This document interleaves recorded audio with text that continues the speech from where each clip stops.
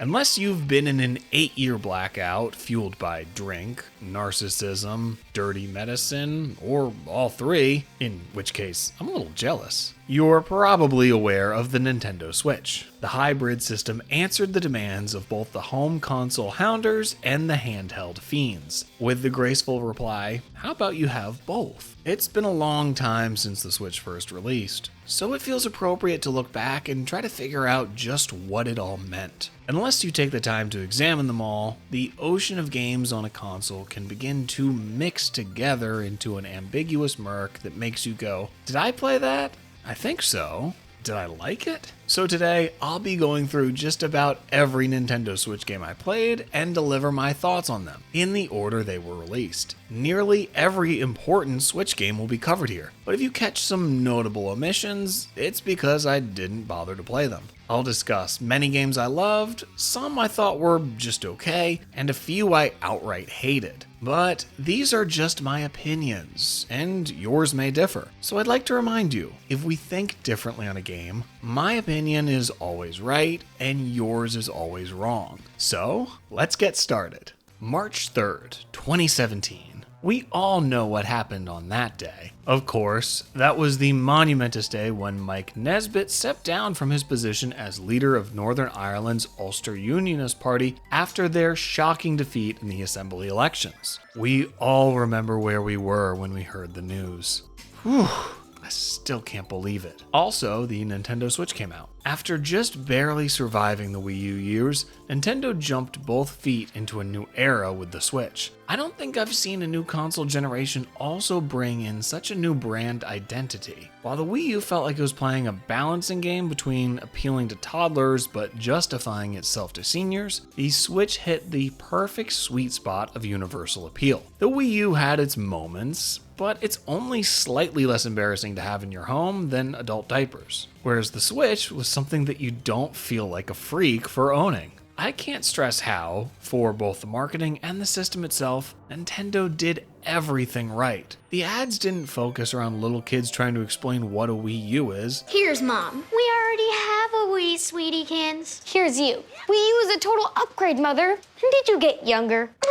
They just showed good-looking people playing the system. What's incredible about the console is that it manages to be both innovative but also traditional. The hybrid concept is something completely original and is actually what people want rather than being just a gimmick. But even though the Switch is breaking the mold here, it still manages to deliver a standard control scheme, so third-party developers don't have to struggle to figure out how they're going to get their games to work on some weird new thing. So the system released on March 3rd, 2017. I did not buy one at launch because I had absolutely no money. I was finishing up my final year of college and then started an unpaid internship, so I went from paying to work to working for free. Technically a raise, but when you're scraping together enough money for a box of store-brand spaghetti to keep you fed for the next week, buying a $300 game console isn't exactly in the budget. But I was fortunate enough to get a Switch for Christmas, specifically the Super Mario Odyssey bundle with the red Joy-Cons. Red isn't really my color, so I actually ended up trading them for the gray ones in a public park with a stranger I found on Reddit. Thanks, bud. I still might not have had any money,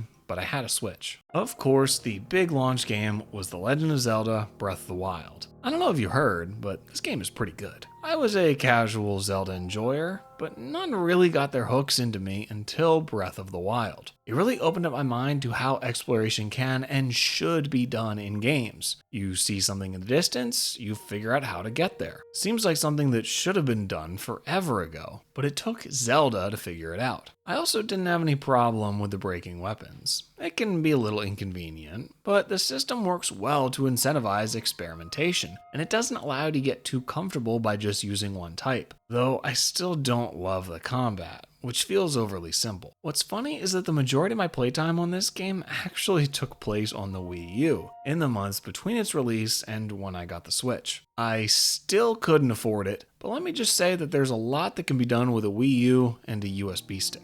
Also released on March 3rd was Super Bomberman R. I had never played a Bomberman game before this one, and after playing it, I learned that Bomberman is not for me. On April 28th, we got Mario Kart 8 Deluxe. I know at this point, everyone is sick of Mario Kart 8, but it's still a good game. The courses are fun and look incredible. Karts control well, and there's a pretty big selection of cars and bikes that you can customize with different wheels and gliders. I don't love the character selection. There's a lot to pick from, but so many are just repeats. We really don't need 7 Koopalings, 5 babies, 3 versions of Mario, and 4 versions of Peach if you include the DLC. I like that they added the Splatoon Inklings, Link, and the Villager and Isabelle from Animal Crossing, but there's just too much filler. The frustrating thing is that it's not like there's a lack of Mario characters that would fit well in Mario Kart. It took them forever to add Diddy Kong, but what about Egad, Pianta, or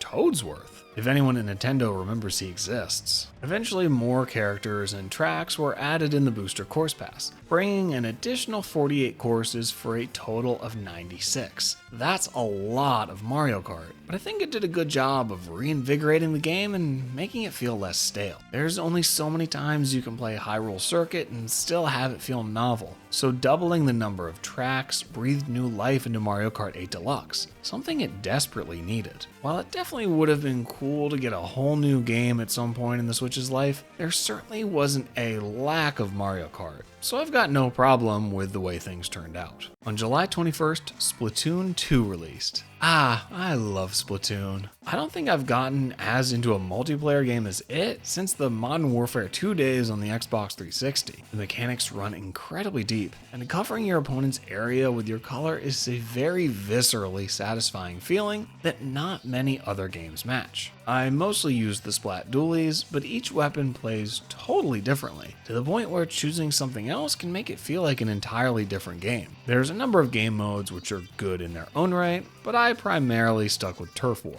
It's the most simple, but there's so many different ways you can approach each match that you never get sick of it. On August 15th, Sonic Mania came out. I'm just gonna come out and say it, this is better than any of the Genesis games. The level design is on point, and having it in widescreen rather than the 4:3 aspect ratio of the originals makes a huge difference in terms of seeing what's in front of you. The visuals look so crisp, and you're actually able to keep up your speed most of the time, if you're playing well.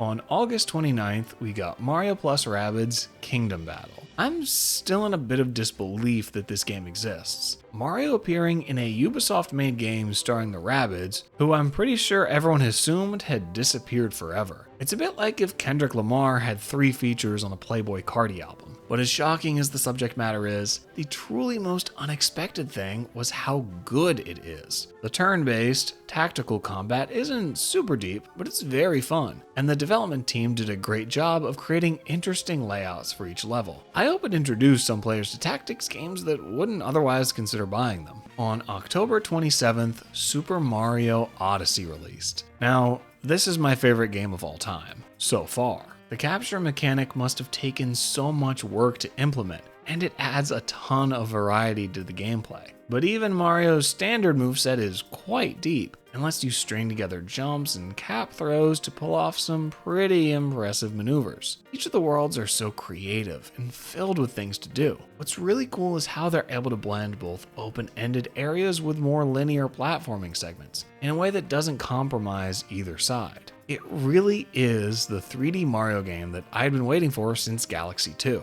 My only disappointment with it is that we never got a sequel, or even DLC, which seemed like a no-brainer. On November 7th, Sonic Forces was forced upon us. I don't hate this game as much as a lot of others do, but it's not great. It's just another uninspired entry in the boost formula era of 3D Sonic with a character creator tacked on. It's not terrible, but it doesn't do anything that other Sonic games don't already do, and do much better. The character creator is really the only unique thing about it, aside from the insultingly short episode Shadow, both of which ended up not amounting to much at all. So it's not good enough to play now, but it's also not bad enough to be worth complaining about. On December 1st, Xenoblade Chronicles 2 was released. This is one I couldn't get into. I love the first Xenoblade Chronicles, but I was never able to wrap my head around the combat in this one. it felt like there was too much to keep track of, especially with all the different options you have to tweak outside of battle. I know there's a lot of big-time Xenoblade fans out there, and I'm happy for them to enjoy this game, but it just wasn't for me. And finally, on December 14th, we got Yooka-Laylee. My feelings about this game are complicated. I am a huge Banjo-Kazooie fan, so to see many of the developers behind those games reunite to create a spiritual successor, I was so excited. But the end result is underwhelming. Yooka and Laylee just don't have the same charm that Banjo-Kazooie have, and I wish they weren't naked. The worlds in the game are too big and don't have a sense of direction to them. You can really feel this when you compare it to Mario Odyssey, which also has open-ended levels, but each one has a definite sense of direction to keep you moving and motivated. The powers were okay, but nothing very compelling. Also, the loading times on the Switch are absolutely atrocious. But overall, I think the most disappointing thing about Yooka-Laylee was the uncomfortable truth it revealed. That's that even in the best case scenario, with former Rare staff coming together to build what they haven't been able to for decades, a new Banjo-Kazooie game released today may end up not being very good. So that's 2017, a real explosive launch for the Nintendo Switch. They did a great job covering all their bases. Big new Zelda and Mario games, some excellent local and online multiplayer titles, and a smattering of smaller games for those willing to dig a bit deeper. The first year of a console's life is obviously one of the most critical, and I think the success of the games released in 2017 played a major part in how well the system has continued to do. If the first year of games was lukewarm, the Switch very well may not have become the sales powerhouse that it is today. But let's now move on to 2018.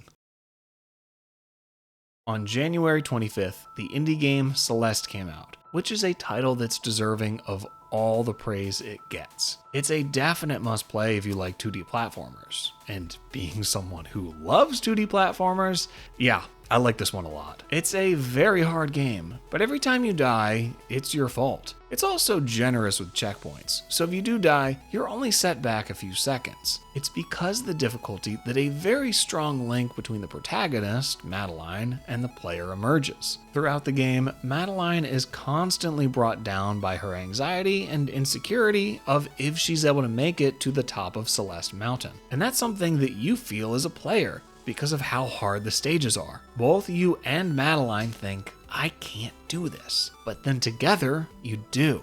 On March 16th, we got Kirby Star Allies. If you want to get a quick nap in while this video plays, this is the game to do it for. It's essentially just Kirby's Return to Dreamland 1.5. It's technically functional, looks and plays okay, but there's just not much to it. The gimmick for this game is that you're able to collect a team to help you, but they don't really do anything that Kirby hasn't been able to do on his own in past titles. I like Kirby games, and I'm always happy to get another one, but this one just didn't have anything exciting about it. On May 4th, Donkey Kong Country Tropical Freeze made its way over to the Switch. It's a Wii U port, yes, but it's a Wii U port of one of the greatest games of all time. It's everything that was great about Donkey Kong Country Returns, but expanded. Each world has a different setting, each of which also brings new obstacles and gameplay mechanics. The platforming is as tight and challenging as ever, with great music to match. Instead of just Diddy, you have two other Kongs to choose from, Cranky and Dixie. It's nice to have the options, but Dixie is far and away the most useful of the three, since she can give you a boost of altitude, so you'll likely end up using her the majority of the time. They should have each had their own pros and cons that make them useful in different situations. But still, this is a fantastic game,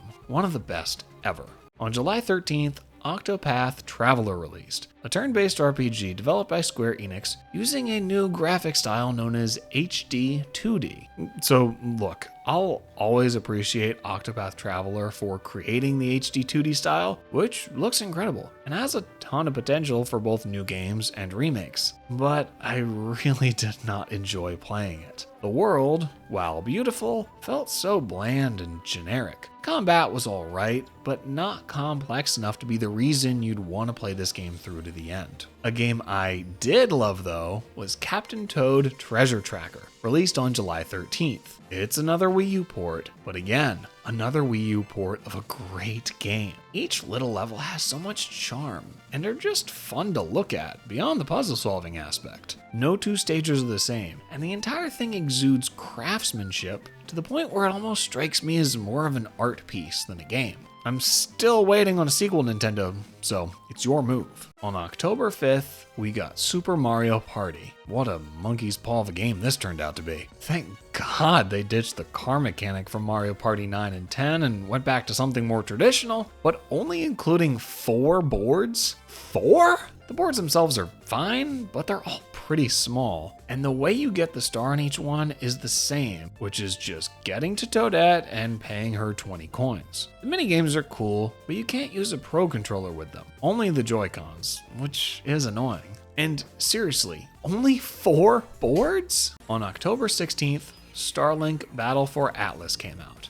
Now, I normally wouldn't have bothered with this one, but the Switch version came with a campaign centered around characters from Star Fox. I only played this campaign, which was decent. It's fairly generic as far as space shooters go, flipping between resource gathering and zero-G dogfights, but it was alright. Beyond anything, it made me want a real Star Fox game. Maybe something like No Man's Sky, but with Star Fox. On October 19th, Dark Souls Remastered was released for the Switch. This was the first From Software game I ever played, the Nintendo Switch port of Dark Souls 1. Let me tell you, the Nintendo Switch Dark Souls to 130 hours in Elden Ring pipeline is real. Be careful of what games you dip your toes into. I absolutely love Dark Souls. Being my first Souls-like game, I hit a bit of a steep learning curve, but one that's very satisfying to surmount. It's an experience that's great at breaking you down, but even better at building you back up. I was beyond impressed with the level design and seeing how different sections of the map would end up connecting with each other, which led to many of those aha moments you don't get too often in games. The only problem I had with the game was the occasional lengthy trips back to a boss fight after dying, which don't really add to the experience beyond being annoying. On December 7th, we got one of the biggest and most important games to release on the Switch. Of course, I'm talking about Katamari Damacy Reroll. This game is as fun as it gets. Pushing your Katamari and rolling things up is endlessly enjoyable, and the creativity is off the charts. Getting bigger and bigger gives you an awesome sense of progression in a way that a progress bar could never match. Also on December 7th, we got a little game called Super Smash Bros. Ultimate. Look, what do you want me to say? It's Super Smash Bros. I'd consider Ultimate to be my favorite game in the series. I know it's not Melee with its wave dashing and its L canceling and teching and shield canceling and backwards triple flip uppercut sumo jump shuffling, but I still like it. I'll admit, I'm suckered in by the amount of content in it. With the DLCs, you've got 89 fighters and 114 stages, which would sound ridiculous if it wasn't reality. The combat feels a lot faster than Smash 4, and practically every character brings their own unique abilities into the fight. I also greatly enjoyed the World of Light campaign.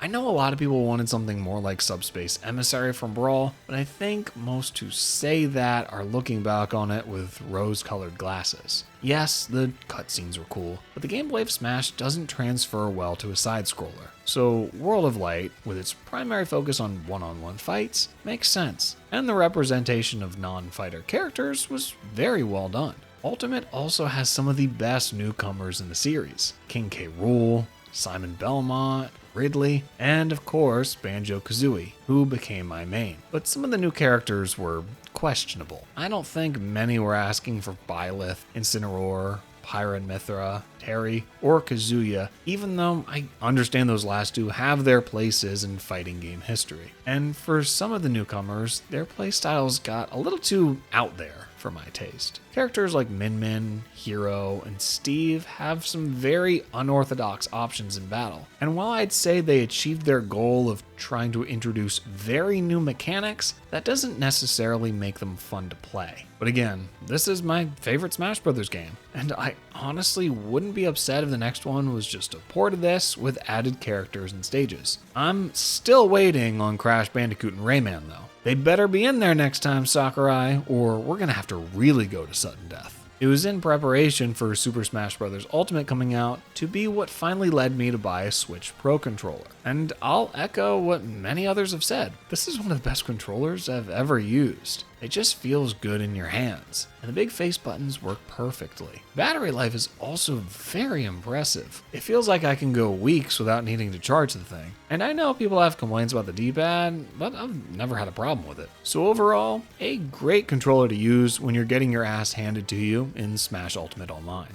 So 2018 was another big year for the Switch, the one that cemented it as a definitive success rather than a flash-in-the-pan fad. This was also when third-party publishers started to really take notice and support it. During the dark days of the Wii U, I don't think anyone would have expected Dark Souls to come on Nintendo's next console, but it happened. The first-party support this year may have been a bit lacking, but finishing off with Smash Bros. Is the highest note you can end on. So now, let's move on to 2019. Not the most exciting start, but on January 11th, we got a game that everyone knew was coming at some point, but no one really wanted. New Super Mario Bros. U Deluxe. It's New Super Mario Bros. Again. I had already played this on the Wii U, so I don't really know why I ended up buying this one, but I did. I don't know what type of disease I have, but one symptom is an addiction to buying mid-Mario games. Similar to the other titles in the series, New Super Mario Bros. U Deluxe isn't a bad game, but there's nothing special about it. They tried to get more creative with it, like with the different level aesthetics and the one large overworld, but that's only 10% of the imagination needed to actually make this a compelling game. If you've never played it before, there's worse ways to spend $60, but the Switch is such a haven for great 2D platformers, this isn't the one I would recommend. On March 29th, we were blessed with Yoshi's Crafted World. More original than New Super Mario Bros., technically, but it suffers from the same lack of fun. I don't want to give this game too much heat because when you play, it's clear that it's intended for a very young audience, but it's still disappointing. Yoshi's Island from the Super Nintendo is one of the greatest games of all time, but sadly no Yoshi game after has been able to match it. Yoshi's Crafted World is the same thing. Plus, I'm sick of the arts and crafts style that Nintendo's used for so many games. It was cool the first time, when you do it over and over again, it just feels derivative. On April 12th, the Nintendo Labo VR kit released. This was the first and only Labo set I bought, because I just had to see how the VR would turn out. And I had fun with it. Building it was a great time. It felt very much like a Lego set. And the VR aspect definitely wasn't great, but if you take into account how low powered the Switch is compared to just about any proper VR headset out there, I think it's impressive. The games it comes with aren't the kind of thing you're going to sink hundreds or even tens of hours into, but they're fun to mess around with for a few minutes. One cool thing that a lot of people have forgotten about is that there were a handful of big Nintendo first-party games that got free updates to support Labo VR. Breath of the Wild, Mario Odyssey, Captain Toad, and Smash Ultimate all got additional VR modes. Are these modes better than playing them normally? Oh god, no. But they're still cool to try out. So if you were going into Labo VR expecting some high-fidelity virtual reality experience, what's wrong with you? But if you go into it looking for a cool building experience and then some cute little VR games, I think you'll be satisfied. It's not intended to be Nintendo's Oculus competitor. It's just a fun experiment that you can mess around with. On May 21st, we got Team Sonic Racing. This really feels like a game time forgot, doesn't it? It's okay. Nothing bad, but nothing amazing. It's not too different from Sonic racing games of the past, but the main hook is that you race on a team of 3, and which team wins is determined by how well you work together, not necessarily by who crosses the finish line first. I'll commend the developers for trying to do something new and breathe new life into the admittedly stagnant kart racer genre, but I don't think this was the way to go about it. In a racing game, you don't want to have to pay attention to how other members of your team are faring, especially if they're controlled by CPUs. You just want to get to the end first. There's definitely more that can be done with kart racers, but I don't think this team-based approach is what players want. You can race in a more traditional style without the teams, but that kind of eliminates the whole draw of the game. doesn't it? On June 28th, Super Mario Maker 2 came out. So I loved the first Mario Maker. It was one of the few times I was proud to be a Wii U owner. I even liked it on the 3DS. Yes, Mario Maker came out on the 3DS. That was not a fever dream. So Mario Maker 2 came to the Switch, but even though it was on a much more successful console than the Wii U, it didn't make as big of an impact. There's a certain novelty to the first one that was lost in its sequel, but many players didn't love the course building. And yes, the Wii U was the perfect console to build Mario levels on with the gamepad, but I still think the Switch does a fine job. You have the touchscreen and handheld mode, but I think the TV mode still works pretty well. The real problem with Mario Maker is that 99% of the levels are, to put it lightly, crap. Just bizarre jumbles of blocks, enemies, and obstacles that are vomited onto the screen with no thought as to where or why these objects should be. Every once in a great while, you find a level that's actually good, but this is like finding a YouTuber with principles. There's some search functions that let you find the rare quality stage, but if Nintendo ever puts out Mario Maker 3, they've got to really ramp up the quality control for what gets shown to players. Mario Maker 2 is an improvement on the first game in almost every way. More objects to use in levels, additional level types, it's all there. But a community-driven game is only going to be as good as its community. And from what I've seen of the Mario Maker community, I have to wonder if most of them are even able to dress themselves in the morning. In terms of sharing levels, the biggest addition Mario Maker 2 brings is the World Maker mode. We're able to put levels together in your own Dinosaur Land style world. This was pretty cool, and it does incentivize creators to make more traditional levels. But each creator can only make one world, and it wasn't added until an update almost a year after the game came out. It was a step in the right direction, certainly, but too little and too late. I think the ceiling is very high for Mario Maker, but if the series returns, there has to be some sort of a curation process in place. Throwing a bunch of random stuff into a level might be fun to do once, but playing levels like that over and over again in endless mode is a surefire way to create some sort of substance dependency. There's parts of Mario Maker 2 that I love, but most of it I try to stay far, far away from. On July 19th, we got Marvel Ultimate Alliance 3, The Black Order. This is an interesting one. The Marvel Ultimate Alliance series had been lying dormant for a while, so for it to return as a Nintendo-published Switch exclusive is something I don't think anyone expected. I had never played the first two games, but I am a Marvel fan, and this coming out shortly after the hype behemoth that was Avengers Endgame, I had to pick it up. Gameplay-wise, I think Ultimate Alliance 3 is awesome. Each of the characters are perfectly translated from the movies and comics, and they all have unique moves that really make them feel different. The settings are very much a highlight reel of landmark Marvel locations. Avengers Tower, the X-Mansion, Wakanda, Asgard, you really get it all. Playing as these iconic characters in these iconic locations is a blast, but I do have one big problem with it. The way the leveling works in this game is just straight up bad. As you go through the game, the characters in the team of 4 you have level up. Normal, yes, but as you progress, new characters are constantly added.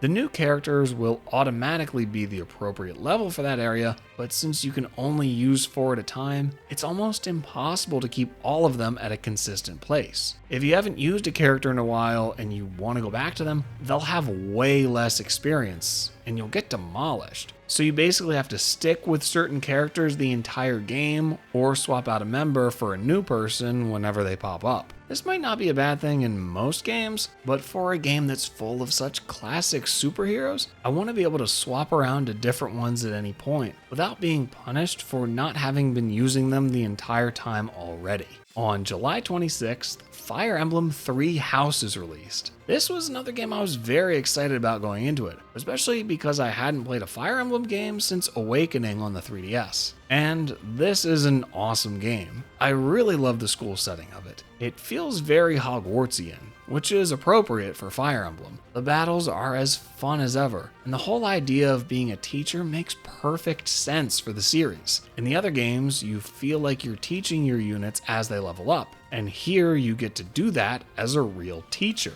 Oh, sorry, I mean professor. Also, Black Eagles, best house. Get out of here with that Blue Lion's Golden Deer trash. On August 30th, Astral Chain was released. It's an action game published by Nintendo but developed by Platinum Games. This was a game I really wanted to like. I like other action games, and I found the setting and graphic style super cool, plus the music is outstanding, but controlling two characters just didn't click with me. Someday I hope to go back and give it another shot, but if it's not for me, it's not for me. A game that is for me though is Tetris 99, released on September 6th.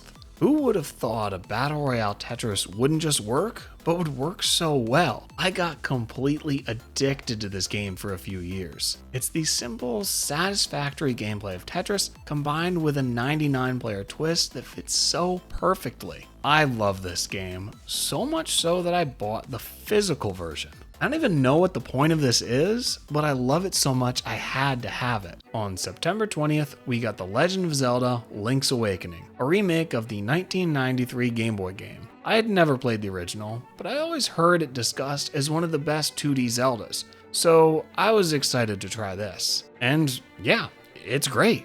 Other titles like Link to the Past might be better, but this one is a very tight and focused experience. No one area drags on for too long, and the world doesn't take forever to get from one side to the other. Some might even say that this is the best Zelda game to start with. Also September 20th, we got the generational experience, Untitled Goose Game. This is an indie game where you play as a goose who wanders through a town and just tries to cause chaos, or at least mild inconvenience. You know, there should be more games where the goal is to be naughty. The presentation of this game is completely unmatched. I love the flat colors, the reactive music, and the design of the characters. The whole town is so quaint and charming, which makes it even more impactful when you wreak your goosey mayhem. Similarly to Captain Toad, this is another game I appreciate just as a piece of art. And our third release on this busy September 20th was the Nintendo Switch Lite, a new version of the Switch that's not a hybrid, but an all-in-one handheld. I never owned one of these because I didn't have much of a reason to, but it's cool. Having the option to buy a more traditional handheld makes a lot of sense, especially if you're buying this for a kid. Plus, the fact that it has a D-pad is nice, but I wish they released a left Joy-Con with a D-pad too. Moving on to September 27th, we got Dragon Quest XI's, Echoes of an Elusive Age Definitive Edition.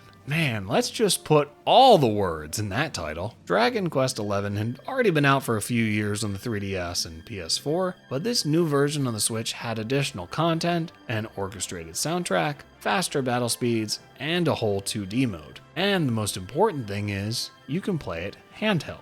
Since the Switch came out, I just can't buy a mega long RPG for a console that isn't portable. Having the flexibility of where I'm going to spend that 100 hours makes the game much easier to get through. And the ability to just chill out and go through a dungeon while having something on the TV in the background is supreme. This was the first Dragon Quest game I played, and I absolutely fell in love with it. The entire world is very whimsical and pleasant. Going through it feels like you're reading a big fantasy book. Combat is pretty basic, but it still manages to be satisfying, and I never got sick of it, even at the end. The story isn't anything incredible, but it's enough to make you want to see it through till it's done, and the characters are phenomenal. They're all unique in their own ways, and you really end up feeling like a team. Each environment you go to is different, and I like how many are based off of real-world locations. What's amazing to me about this game is how it's so long. My completed save was around 100 hours, but it's good the entire way through. And above anything, it got me very eagerly awaiting Dragon Quest XII, when that releases in 2084. On October 18th, we got another port of a massive RPG, The Witcher 3 Wild Hunt. Not having owned a PS4, this was my first experience with The Witcher 3, and the entire Witcher series. But really, everyone's first experience with the Witcher series was with 3. If anyone tells you they played The Witcher 1 and 2, there is a 99% chance they're lying. This was one of those impossible Switch ports. Something that seemed like it could never happen, until it did. It's obviously much lower fidelity than it is on the big boy consoles, but I think it's fine. I played through the entire thing, plus the 2 included expansions, and had a really great time with it. The writing is unparalleled, the combat was fun, and the world was such a horrible, miserable place. I loved it. I watched the Netflix show later on though, and I hated it. Why is The Witcher barely in a show called The Witcher? That Halloween, October 31st, if you weren't aware, Luigi's Mansion 3 released. I think this is one of the best first-party Switch games, period. I didn't think much of it at its first reveal trailer, but I remember watching the Nintendo Treehouse footage of it at E3 that year and thinking, wait, this game actually looks really good. Fun fact, during the Treehouse demo is where they accidentally let it slip that this game was originally in the works for the Wii U. So these moves actually were something that we came up with when we were working on the Wii U version, and something that NLG came up with. Ghost-busting vacuum powers are as satisfying as ever, with so much of the stage being interactable. I love how each floor has a different theme, and some are so creative, my favorite being the movie set. It's also great how almost the entire game is two-player, with Luigi, and this actually feels like the definitive way to play. And finally for 2019, we have Mario and Sonic at the Olympic Games Tokyo 2020, released on November 5th. The Mario and Sonic Olympic series is overall meh, and this one is no different. They tried to get a little creative with it, like with the 1964 Tokyo events that have the pixel art style, but that still doesn't elevate the game above mediocrity. I mostly wanted to include this one here because it's funny to me how this is a title centered around an Olympic Games that didn't happen in 2020. Since the game came out at the tail end of 2019, I look at it as a snapshot in time, before we knew about the ride we were about to be unwillingly strapped into. So 2019 was an absolutely stacked year for the Switch. It had the most games of any given year that I ended up playing. And at this point, the third-party support was well established. Not all the games are perfect, but at this point there was so much to play, it's hard to deny that the Switch was now the juggernaut Nintendo needed it to be. So let's move on to the year that will live in infamy, 2020.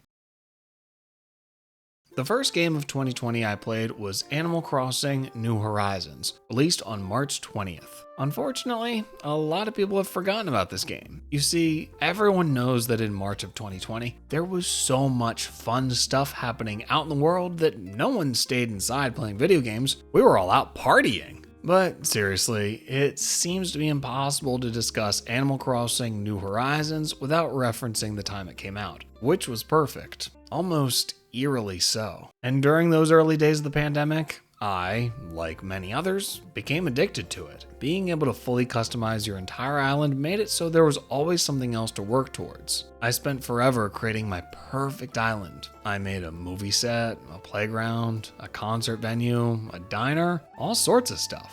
How much you can change your island made using the Dream Suite really fun. I love having it take me to a random person's island and just seeing what they've done with it. Eventually, the Happy Home Paradise DLC came out, which added a separate island where your job is to design vacation homes and businesses. I can't show you footage of what I made because I canceled my Switch Online subscription, but I do have these screenshots. I made a school, a coffee shop, an outdoor movie theater, and a bunch of other places I'm super proud of. This expansion did a great job tapping into the design aspect of Animal Crossing, just letting you be creative without the grind of needing to buy all the items over the course of months. I had such a fun time with it, and I hope the next game in the series incorporates something like it from the start. On May 29th, there was Xenoblade Chronicles Definitive Edition, a remaster of the original game from the Wii. I'd already played it there, so I didn't bother going through the whole thing again, but I did play the included add-on, Future Connected. It's essentially a mini sequel to the first game, focusing around Shulk and Melia. It was fun to revisit them after not having played the original for so long,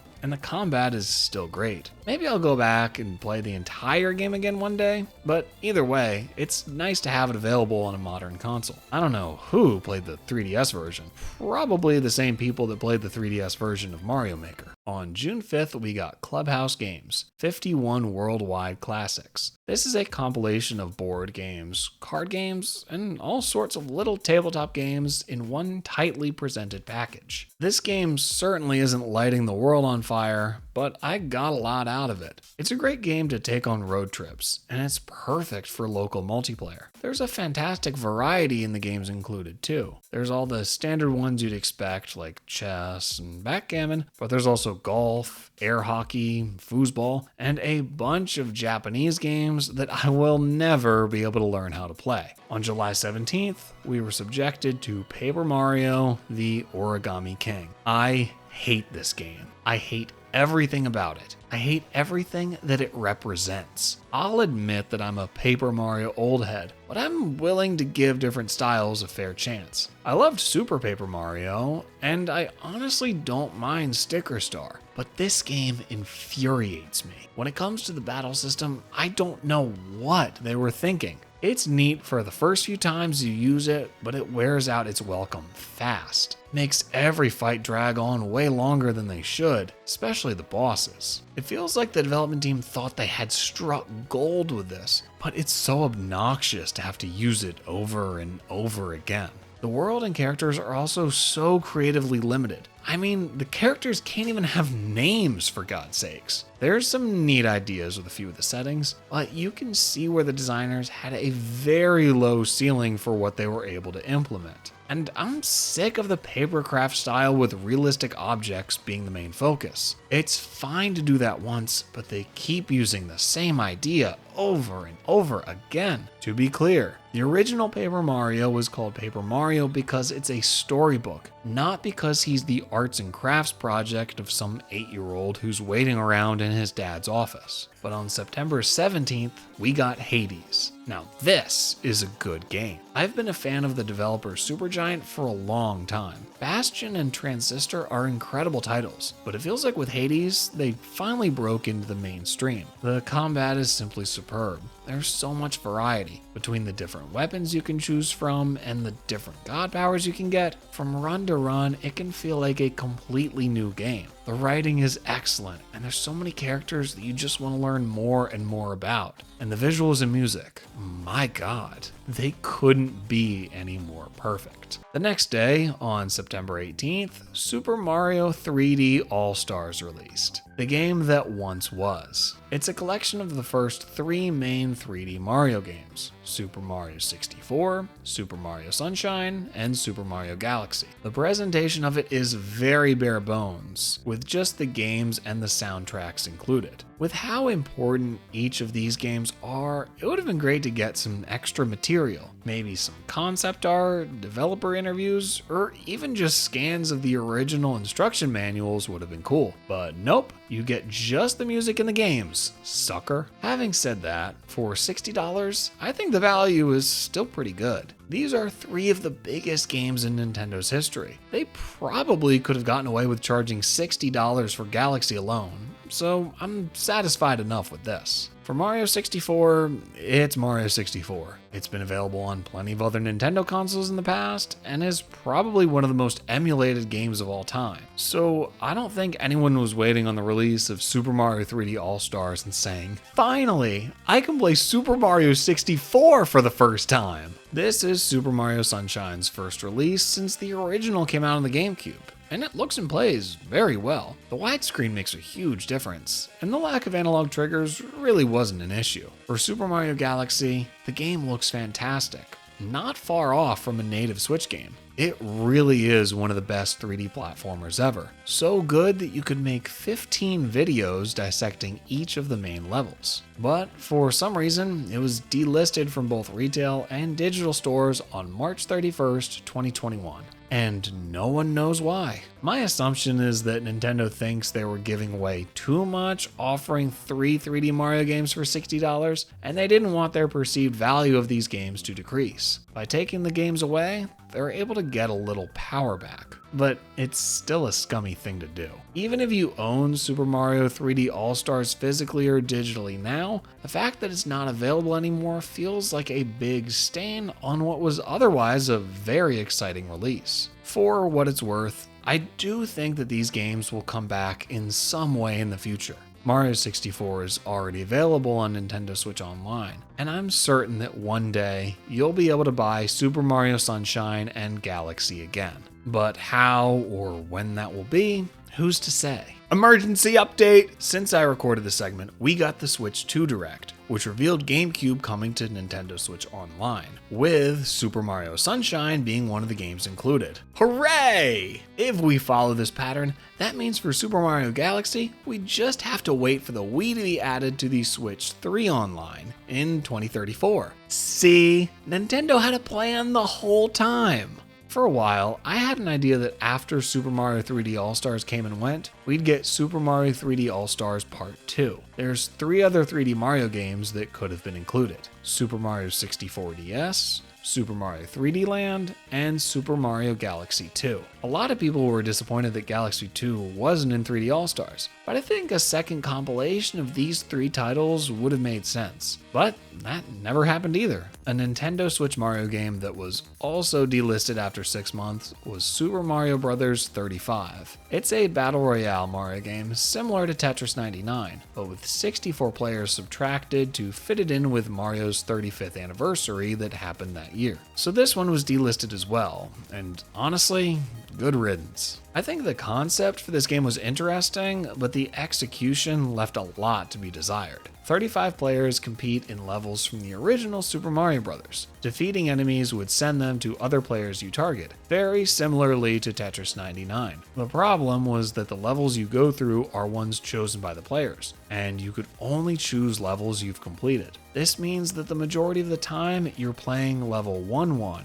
over and over again. This made the entire thing so repetitive, and after a few tries, I didn't play much of it even when it was available. However, I do think the idea behind the game is pretty good, and it would work perfectly as a mode in Mario Maker. It could use the levels made by the community so that everyone playing would face the same new challenges together. So maybe we'll get something like this in Mario Maker 3, but when it comes to Super Mario Bros. 35, I don't miss it. The final game we've got for 2020 was Hyrule Warriors: Age of Calamity. This is a Dynasty Warriors style game where you take on hordes of enemies, set in the world of Breath of the Wild, pre-Calamity. I had a lot of fun with this one. You have a bunch of different characters you can use, from Link to Zelda to the 4 champions, and even young Impa. So the gameplay was great, but I don't really know what they were thinking story-wise. It takes place in the Breath of the Wild version of Hyrule, but in an alternate reality where they win and the calamity doesn't end up happening. To me, that really defeats the purpose of setting it there at all. You want to play to see the events of what led up to Breath of the Wild, not a what-if scenario. So that was 2020. A surprisingly good year for releases, considering that each day we didn't know if the world would still be there the next morning. There were some fun things Nintendo put out, but this being the 35th anniversary of Mario, it felt like they squandered it. Nintendo has never been one to put much focus on anniversaries, so I wouldn't have minded if they didn't do anything at all, but the fact that they made it a big deal and then didn't do anything with it was very strange. But anyway, let's move ahead to 2021.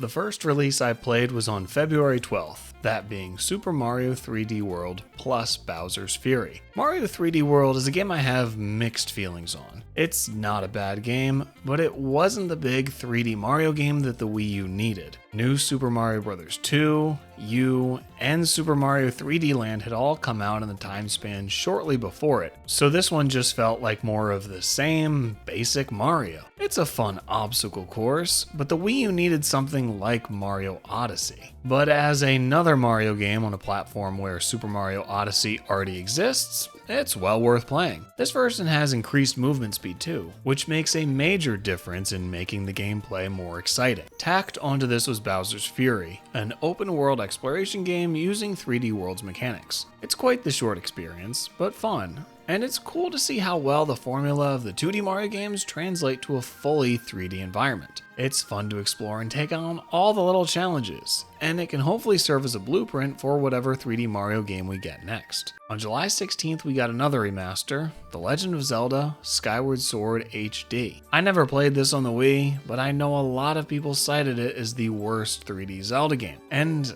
I'd have to agree. There's some cool ideas, such as with the direction-based combat, and I like the Skyloft setting a lot, but the overall experience isn't up to Zelda par. It's the reuse of the same areas and bosses over and over again that really gets me, especially the Imprisoned. This fight wasn't good once, let alone 3 times, so it's not a Zelda game I'll be replaying anytime soon, or likely ever. But it's always good for a game left on abandoned hardware to be brought to current consoles, so I'm happy this remaster exists. On October 8th, Metroid Dread released. This game is so good. I'd consider it my favorite 2D Metroid. The movement and aiming feel so fluid, much more so to me than the older games. Aesthetically, the world looks great. It's incredibly atmospheric, and the 2.5D style they used for it works perfectly. The Emmy robots that chase after you were okay. I like the concept, but it felt like getting past them came down to luck depending on where they happened to be at the time you entered their area. The game is very hard, but it's always fair. Even in the toughest boss fights, there are windows where you can avoid damage if you pay attention. So yeah, I completely love this game, and it gave me a huge appetite for more 2D Metroid games in the future. Also on October 8th, the Nintendo Switch OLED came out. While it doesn't have any more power than the original Switch, it does have a bigger and better screen, a much improved kickstand, and better battery life. Overall, it feels like a much more premium piece of technology than the original. I ended up upgrading to this one, and it was well worth it. The OLED screen looks awesome, especially for games with darker environments. The white Joy-Cons also look very crisp, but as someone who buys pretty much anything that I can in black, I wish they had made a black version. On October 29th, we got Mario Party Superstars. This one is better than Super Mario Party, but not by much. It has 5 boards instead of 4, so that's technically an improvement, but I really think 7 or 8 should be the standard. And again, in all of them you get the star the exact same way, by getting to Toadette and giving her 20 coins. This may be controversial, but Mario Party is really the type of game that should be live service. Charge me $60 for the base game with 7 or so boards, and then every few months offer an expansion with 3 more boards and 15 to 20 more minigames for 20 or 30 bucks. I'd much prefer that over getting a bunch of half-assed releases. And lastly for 2021, we have Pokemon Brilliant Diamond and Shining Pearl. These games continue the pattern of Pokemon remakes for every generation, this being Gen 4. However, in the past, the remakes have been more closely aligned with their modern counterparts, whereas this is much more faithful to the originals. I know this isn't what people wanted, but I really don't mind it. I had never played the original Gen 4 games on the DS, so they were new to me, and I do think it's cool to have a Pokemon game in a very old school style available on the Switch. I'm not kidding myself. The Pokemon Company didn't go this route for some higher creative purpose. They just wanted to save money on development. I'd say that 2021 was the first year where it felt like the Switch was starting to wind down. This was the 5th year of its life, and Nintendo was leaning pretty heavily on the remakes and remasters. This was also the year that the Switch Pro rumors were totally out of control, and it sounds like it was planned to some degree, but ended up becoming the identically powered Switch OLED. We'll probably never know what the Switch Pro would have been, but I do think that if it had released, the remainder of the Switch's lifespan could have turned out much differently. It felt like at this point, save for a few big titles, Nintendo started turning their development focus away from the Switch and toward the Switch 2. If the Switch Pro had come out in 2021, maybe they would have kept the hot new games coming, but that will always remain a mystery. So let's go ahead and move on to the next year, 2022. This year we start off with another Pokemon game, Pokemon Legends Arceus, on January 28th. Now this is a good game. It felt like the reinvention that Pokemon has needed for a long time. I skipped Sword and Shield, so I didn't experience the wild areas in those games, but seeing the Pokemon actually out in the world makes it feel like a much more modern game. It's great to really be able to aim a Pokeball at one to capture it, and seeing the battle take place as you're able to move freely really feels like a major step up. The UI looks fresh, and I love the old-timey setting, with everyone being scared of Pokemon and Pokeballs being a new invention. It's not perfect, the world can feel quite empty at times, and it would really be nice to get some voice acting in a Pokemon game for once, but I think it was a big step in the right direction for the franchise. Another step in the right direction for a long-running series came on March 25th, with Kirby and the Forgotten Land. Finally, we got the 3D Kirby game that we should have gotten on the Nintendo 64, or the GameCube, or the Wii, or the Wii U, or the 3DS. Oh wait, we kinda did get that. But yes, this is finally the fully 3D Kirby game that I had been wanting for forever, and it delivered. Kirby's traditional powers translate very well to 3D, and the fact that you can upgrade them adds so much. The level design is interesting, with very cool looking settings that I'm sure will give Kirby lore masters a lot to pick through. I also enjoyed the Waddle Dee Town Hub. It had some awesome minigames that it didn't necessarily need, but I appreciate the extra effort they made to add them. On June 24th, another incredible game came out, Pocky and Rocky Reshrined. Oh man, if you don't know about this game, you need to check it out. It's a reimagining of the original Pocky and Rocky from the Super Nintendo. Not a remake, mind you, but a reimagining. It's based off of the original game, but all of the levels are new. It's an unbelievably fun, exhilarating, heart-pounding top-down shooter. The gameplay is top-notch. It's a tough game, very tough, but still fair. It's the type of game you will get better at if you put the effort in. You constantly get upgrades you lose if you get hit, so the motivation to avoid anything flying at you remains constant. There's different characters you'll use throughout the game, each with their own unique abilities. The pixel art is absolutely gorgeous, and the music is insanely good. On September 9th, we got Splatoon 3. Now, as I said earlier, I like Splatoon 2, so by definition, I also like Splatoon 3. But it still feels redundant. I know that there are probably some deep mechanic changes that make a big difference at high level play, but as a Splatoon schlub, it felt the same to me. It's still very fun, don't get me wrong, but I just don't understand why it exists. They could have done a few paid expansions with new maps and game modes for Splatoon 2, and saved Splatoon 3 for the Switch 2, as a way to start off the new console with a big multiplayer game. I'm sure there was some logic behind doing what they did, but from my perspective, I don't get it. And finally, for 2022, we have Persona 5 Royal. Even though I had a PS5 at this point, and I could have played Royal on there years earlier, I was waiting for the Switch version. Just like with Dragon Quest XI, a handheld or hybrid is the only place I'm going to play a 100-hour RPG. It took me forever to beat this game, but if I had to be chained to my TV to do it, it would have taken me twice as long. And here, I'll echo what many have already said about Persona 5. It's an outstanding game. The style is unmatched, the characters are all likable, and the main narrative is completely engrossing. The battles also never end up feeling repetitive, even on hour 150. It delivers a very interesting blend of fantasy versus reality, and I found it compelling how many of the bosses were all evil in very realistic, true-to-life ways. And that does it for 2022. I played a lot fewer new games this year compared to past years, but I still enjoyed what I played. We got some very solid new titles out of Nintendo, and there was even more to come. So let's go right ahead and get into 2023.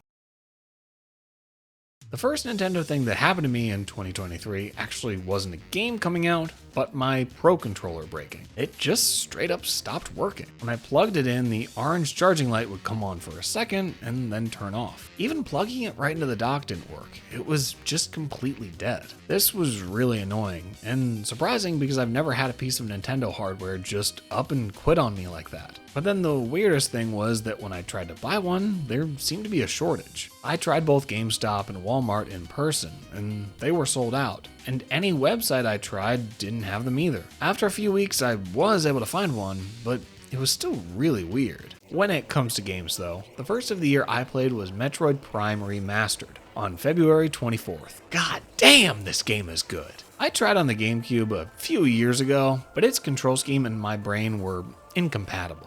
But here, with regular FPS controls, I love it. The classic Metroid progression is in great form here, with the powers you unlock leading you to new areas. Each new ability you get, your brain is flooded with all the places you want to go back to try it out. And the atmosphere is simply sublime. Very lonely, in a way that works wonderfully. Next, we got The Legend of Zelda Tears of the Kingdom. God, there is so much game in this game. As I said earlier, I loved Breath of the Wild, but when this one came out, I was a little apprehensive about it using the same Hyrule map. I was worried that it wouldn't feel new enough. But what I had failed to take into account was the benefit of using the same map. That being that they can add way more stuff. As a result, Tears of the Kingdom ends up being a much denser game than Breath of the Wild. Breath of the Wild can feel a little bit empty at times, but in Tears, it feels like there's something to do every 10 feet. I think fusing weapons is a good solution to the problem a lot of people had with the constantly breaking weapons in Breath of the Wild, since it gives you more control over what type you want to use, and they last a lot longer. The building with Ultra Hand is incredible.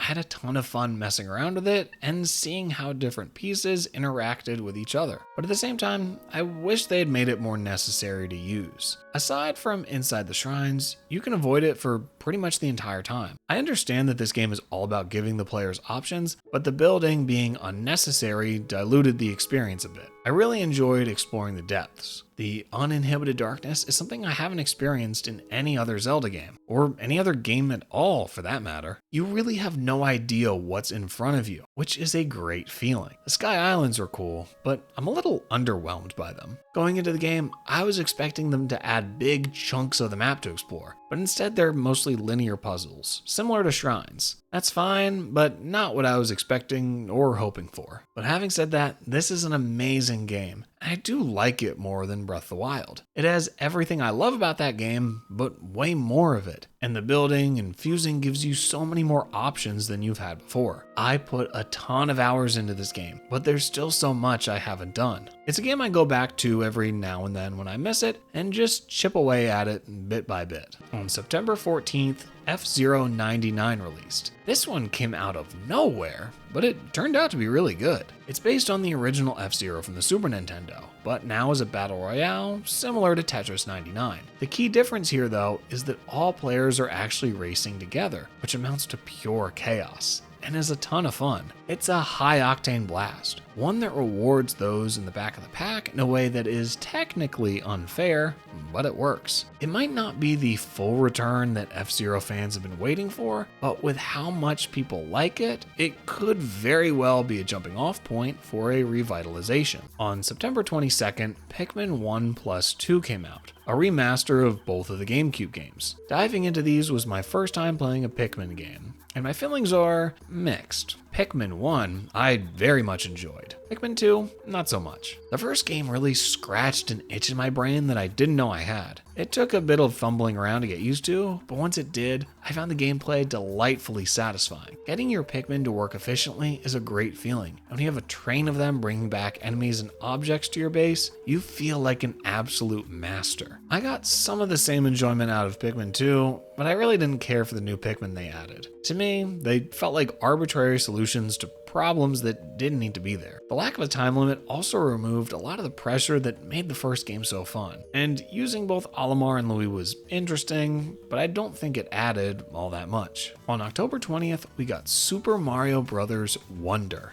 Finally, a new Super Mario Bros. Game that is not a new Super Mario Bros. Game. It's a 2D Mario game that feels like there was actually effort behind it. This game is almost everything I wanted out of a new 2D Mario. The creativity is off the charts, not just with the wonder effects, which were some of the most surprising things that I'd never expected to see in a Mario game, but also with the levels and enemies. There's a ton of new enemies that all serve unique purposes, and the stages are designed to incorporate them perfectly. I also really loved the badge system. It was a very smart way to add variety to the gameplay and also allow you to set your own difficulty. But speaking of difficulty, this was the one miss with this game for me. On the whole, it's very easy, which is as to be expected with a Mario game these days, but I can't help but want more of a challenge. The older 2D Mario games didn't shy away from having hard levels, and while there are a few in here, they're mostly optional bonus levels that many players will avoid.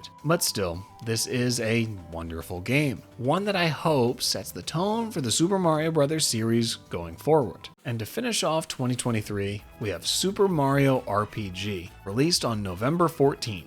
This is the remake of the Super Nintendo game, much remembered by fans, but thought to have been long forgotten by Nintendo. This was my first time playing Mario RPG, and I liked it, but I didn't love it. It's very basic as far as RPGs go, Although this being a Mario game, I wasn't expecting anything super complex. I think the writing for the characters was really good, and I especially liked a lot of the original bosses like Booster. But much of the game just evolves into long hallway segments where you're fighting the same few types of enemies. For something to play while you watch TV or listen to a podcast, it's fine, but if you're looking for a game to be fully dedicated to, it comes up a bit boring. And that does it for 2023. To me, this felt like the last hoorah for the Switch. We got new Zelda and Mario games in a way that mirrors the big launch of 2017, plus some revivals that fans have been asking for ages. I don't think many would have expected a Metroid Prime remaster, a new F-Zero game, remasters of the first two Pikmin games, and a remake of Super Mario RPG to come out all in the same year. But look at what we got. If this is what topping off a library on a game system looks like, I'd say Nintendo did a very good job. So let's move on to 2024.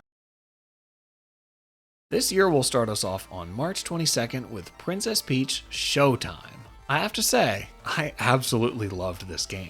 It's certainly not for everyone, seeing as it's aimed at a much younger demographic, but in what it sets out to do, it's fantastic. It's style over substance, but in a way that works. A lot of the combat-focused power-ups are very similar, but how they dress them up is so well done that they all feel unique. I didn't love some of the non-combat focused costumes, like the mermaid one especially was annoying, but they did add some nice variety. And the music is better than it has any right to be. On May 23rd, we got Paper Mario: The Thousand Year Door. The game that no one thought would ever happen actually happened. I am a major Thousand Year Door fan, so to see it finally return, it felt good. It's basically identical to the GameCube version, but since I love it so much, I'm happy with that. The combat is still great, especially when you play around with the badges. The writing is as witty as it's always been, and each chapter is so different from the last, which makes you want to keep playing to see what's next. Honestly, I'm just thrilled that this remake exists, and was able to keep all of its creative and out there ideas intact in the modern era of sterilized Paper Mario. My only hope now is that future Mario games will take after this one, instead of what the trend has been. On September 26th, The Legend of Zelda: Echoes of Wisdom released. I understand why this game might not be for everyone, but I had a really good time with it. I like how in recent years, they haven't been afraid to get very experimental with Zelda, and try new things that other games haven't done. In this way, the series really is harkening back to its original release. This one felt like the Tears of the Kingdom building translated into a 2D world, which is very cool. However, I do think the sheer amount of items you get ends up being overwhelming. A lot of them do the same thing, so they really could have cut down on the number. And the combat is novel, but watching enemies fight for you just isn't as fun as actually fighting yourself. So I don't think that this will be the new formula for 2D Zelda going forward, but as a fun experiment in how you can innovate in a very traditional format, I think it was a success. Also, allow me to blow your mind here. The Legend of Zelda: Echoes of Wisdom is a real-time strategy game. Think about it. On October 9th, the Alarmo Alarm Clock released. Obviously, this is not a Switch game, but it's something that needs to be talked about. It has to be one of the most random moves that Nintendo has ever pulled, and that's why we love them. It's an alarm clock which gradually plays sounds and music from Nintendo games to wake you up, and has a sensor that tells it to turn off when you get out of bed. This definitely isn't something I want, certainly not at the $100 price point. However, I will say, I appreciate that they made this weird experiment as an independent device that you can just buy, or choose not to buy, rather than stuffing its gimmick into the next system. I love when Nintendo gets a little wacky with things, but not to the detriment of the traditional console experience. And it's not like they were expecting to sell many of these things, especially at the price they're charging. I don't think anyone inside Nintendo was like, hey guys, there's a massive untapped alarm clock market that we can corner. This is gonna make us trillions! Another strange move by Nintendo came out on October 31st with Nintendo Music. God, October 2024 Nintendo was crazy! It's an app similar to Spotify that plays music from Nintendo games with your Switch Online subscription. This does make sense as an official way to play Nintendo music, as a lot of their games have phenomenal soundtracks. Plus, this is way more convenient than the last official method of listening to Nintendo music, which was through the Super Smash Bros. Ultimate sound menu. The one thing that worries me about this is that it may lead to Nintendo being more proactive in taking down music from sites like YouTube, but that's just how the game is played. So this is a cool app if you want somewhere to listen to a bunch of music from Nintendo games, but for me, I don't listen to video game music when I'm not playing a video game, so I haven't used it, and I probably never will. The last game we have to cover from 2024 is Mario and Luigi Brothership. This game is a slog. It just drags on and isn't nearly good enough to justify its length. The only way to really spice up the combat, which is a majority of the playtime, is the bros moves, which you get sick of watching the drawn out animations for very quickly. The writing and the story is just so bland and gives you no motivation at all to keep going. Luigi logic feels like a half measure to creating a 2-player co-op game, which could have been awesome, something new for the series, and perfect for the Switch with its 2 Joy-Cons. But what we have is a mediocre at best RPG that stretches on for way too long and can't be carried by the fact that it stars Mario and Luigi. So that was 2024, and honestly, not a bad lineup this year for a console so late into its life cycle. The first Princess Peach game in forever, a remake of the best Paper Mario game, and a brand new Zelda game? That's a pretty strong roster, definitely not one to sneeze at. You can definitely tell that the Switch was winding down, but it was winding down in style. So let's move ahead to the final year, 2025.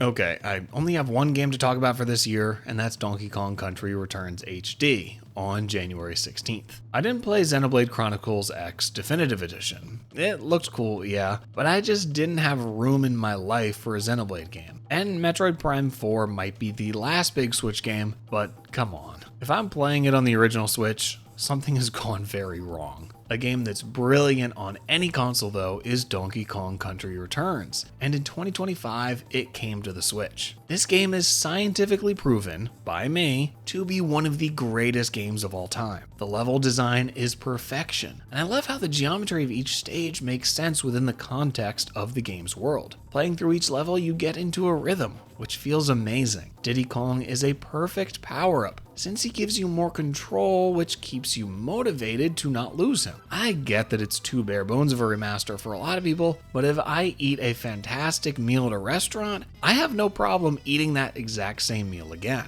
Not much to sum up when you only played one new Switch game in 2025, so I'll just say that this strategy of focusing on remakes and remasters in the last few years of the console's life made a lot of sense. Nintendo was able to keep the release calendar relatively busy and feed both sides of its audience. Longtime Nintendo players got to revisit the games that they grew up with, or at least hadn't played in a while, and newer fans got fresh experiences altogether. But my rule of thumb is that if the original game isn't already available on the hardware it's being remastered on, I'm good with it. So now that we've covered practically every game I played on the Switch, what did it all mean? It can be hard to know what the good old days are when you're still living them. It seems like the kind of thing you can only realize in retrospect, unless you're lucky. Anyone with an interest in video games will inevitably end up hearing about the heydays of console generations past. The PS2 and GameCube days were crazy, man. You just had to be there. At times it can feel like you've missed the boat, and even if you were on the boat in the first place, you might not have realized it. It's easy to get pessimistic about the future of video games. Between day one battle passes, fly-by-night porting jobs, and overblown promises, it feels like the industry has been flooded with thieves, punks, swindlers, scammers, middle managers, creeps, thugs, and 2-bit hustlers to the point where the entire thing is going to collapse in on itself and we won't have video games anymore. We'll just have advertisements that you can play. And maybe the occasional melodramatic walking simulator in which the story is a metaphor for capitalism. The dry rot of the gaming industry can feel inescapable. There's companies making the same games as every other studio, to the point where even the pause menus can be easily exchanged for one another. There's content creators churning out the same digital swill as each other, day in and day out. Have you been wondering what the latest Roblox update has in store? Or what game has been injected with DEI and wokeness? Don't worry, there's a million heavily photoshopped, sunken-eyed, balding, BetterHelp-sponsored crooks here to tell you. But as the industry has morphed into the grotesque beast that it is today, we got the Nintendo Switch. In its prime, it certainly felt like something. But what? There were many days in the first few years of the Switch's life where I felt like I just couldn't keep up with how many great games were coming out. Part of the reason for this was the crushing poverty that prevented me from buying many games at all, but there was also the waterfall of good game after good game. In the era where original ideas have become all the more rare, Nintendo was able to deliver with remarkable consistency games that imparted the message. This is new. This is fun. This is something worth playing. It's hard to pinpoint the exact moment I realized that in the Nintendo Switch generation, we were in those good old days. I want to be cautious and place that moment sometime in 2018, when the third-party support was ramping up and it was looking like this thing wasn't a passing fad after all. You could even go back to day one with Breath of the Wild, a legendary game to kick off a legendary console. But to speak with full honesty, the full realization didn't hit me until I sat down to make this video. Rather than the Switch generation being a swirl of happy but vague memories about the biggest first-party games, I was forced to look back and really understand what I played. It took me this reflection, going over all the games I experienced, to realize just how many fantastic titles there were. Even though I loved the Switch as I lived through it, it's only now that I fully appreciate it. While the Switch 2 has the potential to match the Switch's success, it's hard to maintain this level of victory for a long period of time without messing something up. Maybe it won't be the Switch 2, but one day, Nintendo will release a console that fails to capture people.